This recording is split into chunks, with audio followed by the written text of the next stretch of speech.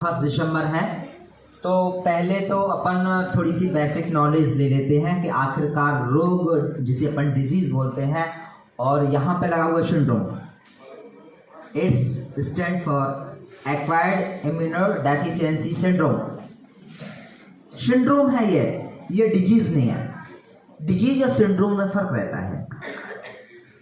Disease के कुछ symptoms होते हैं जो पहचाने जा सकते हैं। डिजीज जिसे अपन बीमारी बोलते हैं ना, डिजीज में कोई एक बीमारी होती है, सिंड्रोम में कोई एक बीमारी नहीं होती है, बहुत सारी बीमारियों का समुच्चय। समझते हैं आप? बहुत सारी बीमारी जब पनप जाए शरीर के अंदर तो इस अवस्था को बोलते हैं सिंड्रोम। डिजीज नहीं बोलते इसको। महत्वपूर्ण अंतर समझ लीजिए आप। डिजीज और सिंड्रोम में अंतर। डिजीज एक बीमारी का नाम है और सिंड्रोम है बहुत सारी बीमारियों के समुच्चय का नाम। ठीक है, इसलिए ही इसका नाम दिया गया है एक्वायर्ड इम्यूनोडेफिशिएंसी सिंड्रोम। इसके हर शब्द में एक छुपा हुआ है एक्वायर्ड। एक्वायर्ड का मतलब है ये ऐसी सिंड्रोम है या एक ऐसी बीमारी है जो कि जन्म से नहीं आती है, व्यक्ति के जीवन काल में ग्रहण की जाती है।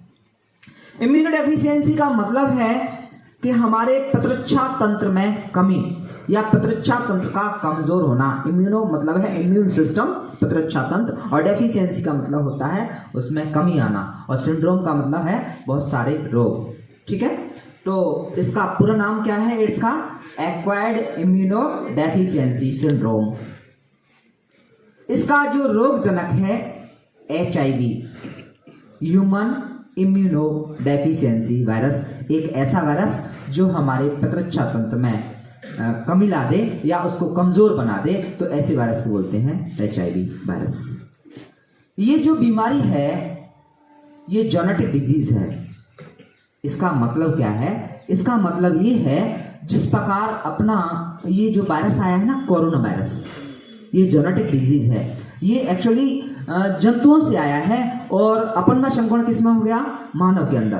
तो ऐसे जो रोग जंतुओं के अंदर होते हैं और जिनका संक्रमण मानव शरीर में फैल जाता है, तो ऐसे जंतुओं को बोलते हैं जेनेटिक डिजीज या जेनेटिक बीमारी।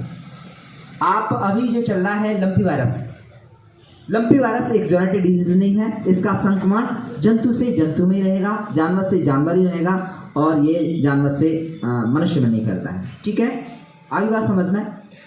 तो ये जो बीमारी का जो उद्गम हुआ है, एक्चुअली जो चिंपैंजीज, आप लोगों ने नाम सुना हो, ये चिंपैंजी से आया है। चिंपैंजी इसका ओरिजिन पॉइंट है और इसका संक्रमण फिर ह्यूमन के अंदर हो गया है। ठीक है, अब बात करते हैं कि ये हमारे शरीर के कौन से अंग को प्रभावित करता है, कौन से तंत्र को प्रभावित करता है। तो HIV वायरस है हमारे प्रतिरक्षा तंत्र को प्रभावित करता है, और स्पेशली प्रतिरक्षा तंत्र को निर्मित करने वाली दो कोशिकाएं हैं, एक B कोशिका या B लिम्फोसाइट और T लिम्फोसाइट। T लिम्फोसाइट के दो रूप हैं, TH लिम्फोसाइट और TC लिम्फोसाइट, T हेल्पर और T साइटोटॉक्सिक। तो TH जो सेल हैं उनको बहुत ज़्यादा ये प्रभावित करता है, ये ध्यान रखना है।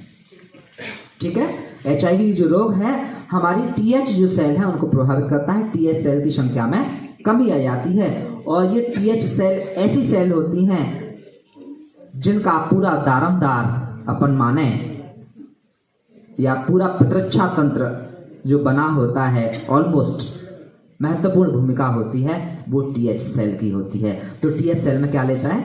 कमी ला देता है। अब ये मानव शरीर में कैसे फैलता है तो मैं बात बता दूं, अभी इसकी साइकिल बताएंगे। शरीर में फैलने के बहुत सारे कारण हैं। कुछ नॉर्मल कारण हैं, कुछ एबनॉर्मल हैं। नॉर्मल में बता दूं, हम जाने अनजाने पहुंच जाते हैं नाई के पास बाल कटवाने के लिए। बहुत सिंपल सा है, आपको भी ध्यान रखना है। और नाई है एक उस तरह या एक ब्लेड के इस्तेमाल किसी एक व्यक्ति को बाल बनाने में कर दिया, अगर उसी का इस्तेमाल है दूसरे से कर देंगे तो ये फैल जाएगा। कहने का मतलब है जो रक्त है अगर मान लीजिए लग गया है ब्लेड के ऊपर या उस तरह के ऊपर, और वही ब्लड वाला है वो दूसरे उस तरह है दूसरे व्यक्ति के ऊपर उसका चला दिया तो उससे फैल सकता है। तो अपन जाएं नाई के पास, तो ब्लेड जरूर चेंज कराएं, या उस तरह है उसको स्टरलाइज करवा दें। ठीक है। दूसरा महत्वपूर्ण कारण है रक्त आधान, ब्लड ट्रांसफ्यूजन। अपन को रक्त की जरूरत पड़ती है, कुछ बीमारियों पड़ती है, कुछ एक्सीडेंटल दुर्घटनाओं पड़ती है, रक्त चढ़वाते हैं अपन लोग। तो रक्त चढ़ाने के लिए पहले टेस्ट किया जाता है, HIV टेस्ट, कि व्यक्ति को एड्स तो नहीं है या HIV वायरस का संक्रमण तो नहीं है।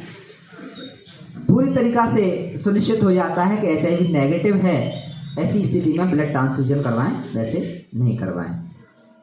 दूसरा है असुरक्षित यौन संबंध। एक महिला है, एक से अधिक पुरुष के साथ यौन संबंध बनाती है तो भी फैलने का। इसी प्रकार एक पुरुष है, अनेक महिलाओं के साथ यौन संबंध बनाता है तो उससे भी ये फैलने का डर रहता है। और बात बताएं, कुछ नशीले व्यक्ति होते हैं जो नशे के आदी होते हैं, ड्रग्स के आदी होते हैं। एक ही ड्रग्स से वो, या एक ही जो सिरिंज है उससे ड्रग्स लेते हैं और उसी सिरिंज का उपयोग है दूसरा व्यक्ति कर लेता है, तो उससे भी ये एड्स रोग है या HIV फैलने की संभावना रहती है। ये मेजर कारण है ना, इनको अपन को ध्यान में रखना है। दूसरी बात क्या है, इसके बचाव के क्या कारण हैं। बचाव इतना सही है कि आप असुरक्षित यौन संबंध से बचिए, सुरक्षित यौन संबंध बनाइए। नाई के पास जाते हैं तो उस तरह का ब्लड ट्रांसफ्यूजन करते हैं तो उसका ड्रग्स वगैरह का इस्तेमाल नहीं करें। नियमित जो सुइयाँ हैं, स्टरलाइज सुइयाँ हैं, उनका प्रयोग करें। तो ये सारी बातें हैं। अब थोड़ा सा HIV वायरस के बारे में बताते हैं। जो वायरस है ये इतना ज़्यादा खतरनाक क्यों है, अन्य वायरस इतने ज़्यादा खतरनाक क्यों नहीं होते हैं। वायरस दो प्रकार के होते हैं, एक DNA वायरस होते हैं और एक होते हैं RNA वायरस। स्पेशली जो RNA वायरस हैं, जो HIV भी RNA वायरस को बिलोंग करता है, तो ये RNA वायरस थोड़े से ज़्यादा खतरनाक होते हैं। RNA वायरस हैं थोड़े से ज़्यादा खतरनाक होते हैं। उसके कारण है, थोड़ा सा अब क्लास होती तो ज़्यादा ठीक रहता। मैं यहाँ पे बता देता हूँ कि RNA वायरस हैं खतरनाक तुलनात्मक रूप से ज़्यादा होते हैं।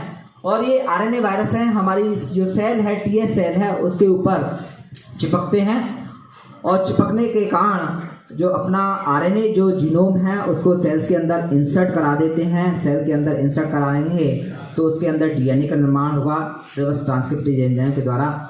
DNA है हमारी मेन सेल के DNA के साथ चिपक जाएगा और लेटेंट फेज में चले जाते हैं, गुप्त अवस्था में चले जाएंगे। और ये तब तक गुप्त रहेंगे जब तक कि मानव को कोई अन्य रोग नहीं हो जाता है। जब एक रोग शरीर के अंदर हो जाएगा तब तक हमारा प्रतिरक्षा तंत्र उस रोग को नष्ट करने में व्यस्त रहेगा।